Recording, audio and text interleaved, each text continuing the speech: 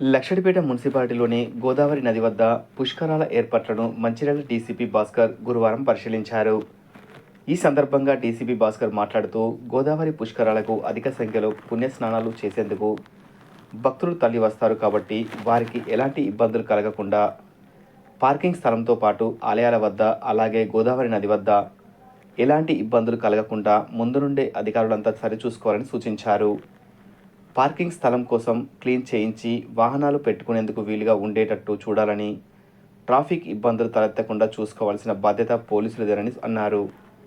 ఇట్టి విషయంపై అధికారులతో చర్చించారు. ఈ కార్యక్రమంలో ఆయన వెంట Mancherial ACP Prakash, Laxettipet tahsildar Dilip Kumar, municipal commissioner Vijay Kumar, Laxettipet CI Ramanamurthy, SI Gopathi Suresh తదితరులు ఉన్నారు.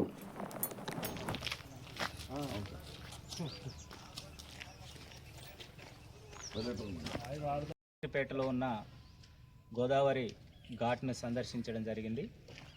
2027వ సంవత్సరము జూన్ 26 నుంచి ప్రారంభంగా ఉన్న గోదావరి పుష్కరాల కోసము ఏర్పాట్లని పరిశీలించడం కోసం రావడం జరిగింది. నాతో పాటు ఏసీపీ మంచిర్యాల ప్రకాష్ గారు, సిఐ లక్షెట్టిపేట గారు రమణ అండ్ ఎస్ఐ సురేష్ గారు మరియు తహసీల్దార్ గారు మరియు కమిషనర్ గారు రావడం జరిగింది. ముఖ్యంగా దీనికి సంబంధించి తెలంగాణ రాష్ట్ర ప్రభుత్వము ఆదేశించిన మేరకు 2027లో జరిగే పుష్కరాల ఘాట్లను ఏర్పాటు చేయడము, ట్రాఫిక్ అరేంజ్మెంట్స్ కోసము ప్రజలకు ఎలాంటి ఇబ్బంది లేకుండా గోదావరిలో స్నానాలు ఆచరించి పుష్కర స్నానం కోసము పూర్తి ఏర్పాటు చేయడం కోసము ముందస్తు ప్రణాళికగా సంవత్సరం ముందు నుంచే రావడం జరిగింది.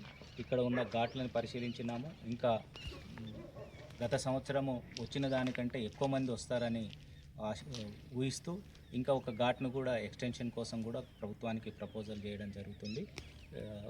ఇక్కడ ఉన్న అధికారులందరూ కూడా ప్రతిరోజు ఎప్పటికప్పుడు ఇంటర్నల్ డిపార్ట్మెంట్ కోఆర్డినేషన్ తోటి మంచి ఏర్పాట్ల కోసం ప్రయత్నం చేస్తున్నాం.